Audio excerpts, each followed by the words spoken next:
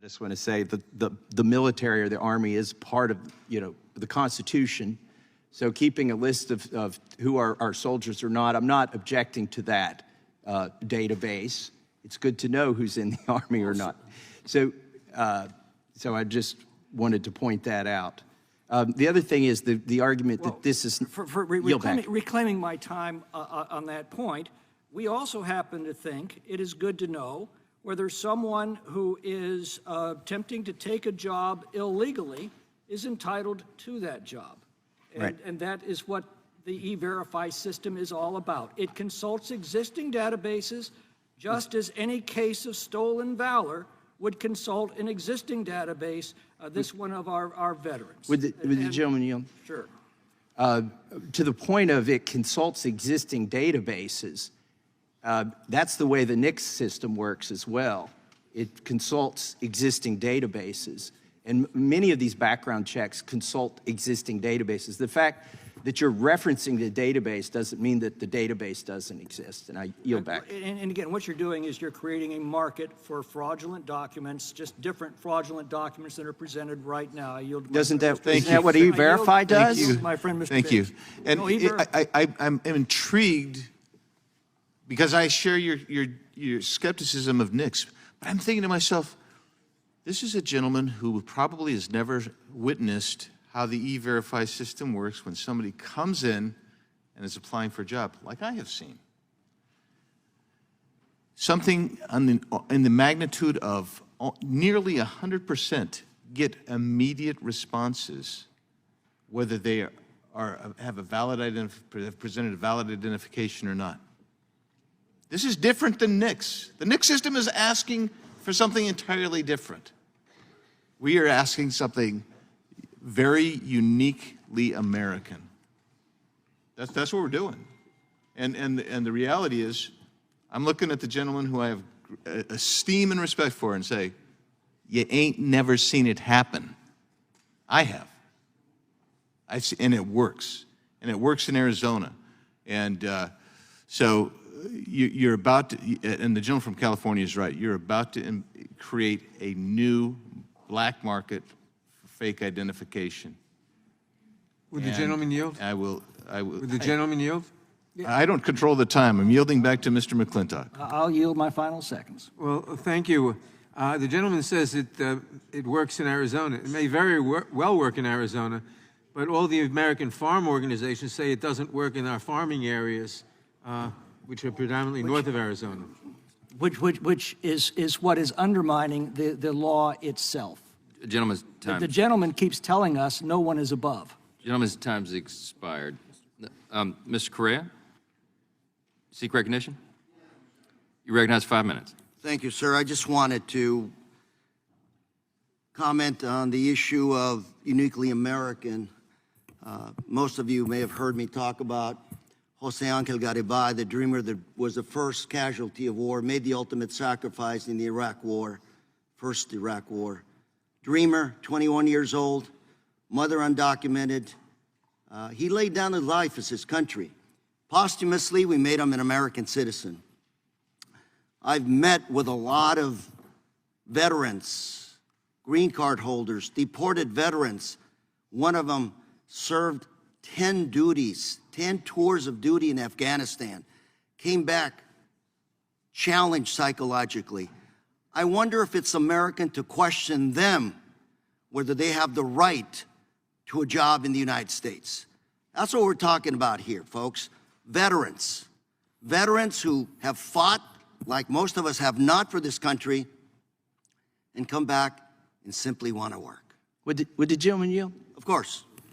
When I meet with my veterans groups and my veterans back in the district, it's always one of the top 3 issues is employment for veterans later.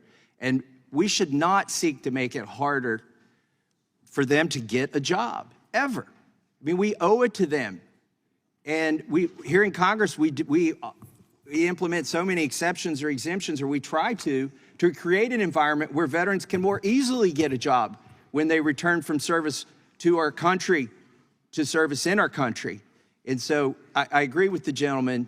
They don't need another impediment to getting a job, no matter how minutely small it might be.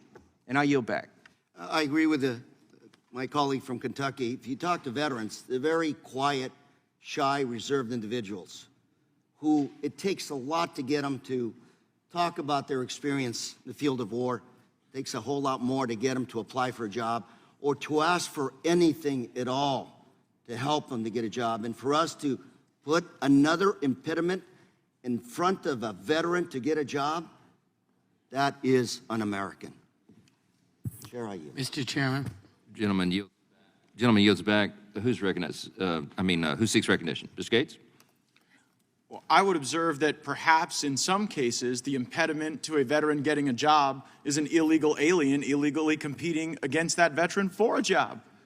And that probably happens with far greater frequency than E-Verify functioning as the barrier between a veteran and employment. I believe I still represent the highest concentration of veterans and active duty service members in the entire United States Congress. And certainly while veteran employment is an issue at the top of their list, when I talk to many of them, they reflect on the fact that they serve a nation that is not serious about protecting its border, that is not serious about internally enforcing its immigration laws, and the patriotism that I see reflected in veterans would certainly be would be in line with this in a moment, because I have to address for a moment the distinguished ranking member's characterization that while something might work in Arizona, it might not work in an agricultural community. And so perhaps the gentleman from Manhattan would note that if you eat any leafy green vegetable in the wintertime in the lower 48 of the United States, there is like a greater than 50% chance that it was grown in Yuma, Arizona, maybe closer to 80%. So while they're munching down on their butter lettuce and kale and other terrific leafy green vegetables in Greenwich Village, they can thank some Arizona farmers who are effectively using E-Verify today to ensure that that salad is delicious and well enjoyed. And I would yield to my colleague from Arizona to further opine as to the agricultural prowess of his beloved state. Yeah, I would say I thought it was remarkable. It indicates that you weren't listening to any of the comments that I've made on E-Verify earlier. 90% of all leafy green that comes to you in the winter comes from Yuma, Arizona. And many on this committee have come with me, and we've wandered the fields and talked to the growers, the major growers who work not just in Yuma County, but in Imperial County to the west of us in California, as they produce tremendous agricultural products. Some of the biggest dairy farms are in Pinal County, Arizona. One of the top 15 egg producers in this country is in Maricopa County, Arizona. Somehow they all manage to use the E-Verify system, and it works for them, which gets to the point. In Maricopa County and Pima County, you have two of the larger veteran populations in the country. I meet with veterans when I'm in the district almost weekly. I never have anyone say, gee, Andy, you know, since for the last 16 years we've had the E-Verify system in Arizona and I'm having trouble. That's an impediment to me as a veteran to get a job. Never has that been raised. Never has that been raised. But they have raised, I'm competing with low-wage illegal aliens who have come in. They have mentioned that. Well, I yield back to my friend from Mr. Biggs, Florida, and I thank you. I yield to Mr. Buck. I would just appreciate if my friend from Arizona would acknowledge that the water that's used for those Arizona leafy products comes from Colorado. All this Arizona stuff is making me a little ill. Let's acknowledge where the water comes from. I'll reclaim my time and yield to Mr. McClintock. I just wanted to observe how ironic it is to use veterans who have sacrificed so much through the centuries to defend our borders abroad as an excuse to undermine those borders here at home. And I yield back to the gentleman. Yield to Ms. Johnson. Thank you. I just want to note, Hey, before you click on the next video, if y'all could do me a big favor and hit that like button. The algorithm loves it, and so do I, because it helps promote these videos and get the message out about what our government has been doing. Don't forget to hit that subscribe button and turn on your notifications, because every time I put out a video, you want to know about it, right? Thanks again, and have a good one. See you on the next one. Peace.